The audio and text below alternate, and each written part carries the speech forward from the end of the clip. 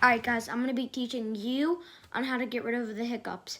First, you want paper towel and water, so I'm going to go get that myself. Alright guys, sorry if that was a loud bang when I stopped it.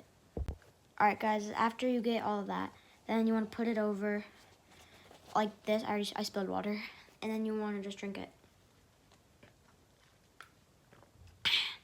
And boom, like that. And then your hiccups should be gone. And if they are not gone, then try it again.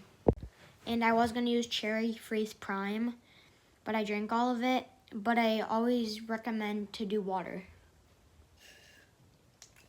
Or just like that, even though my hiccups got away. So yeah, if it doesn't work, do it twice. If it doesn't, just keep doing it until it works. So yeah.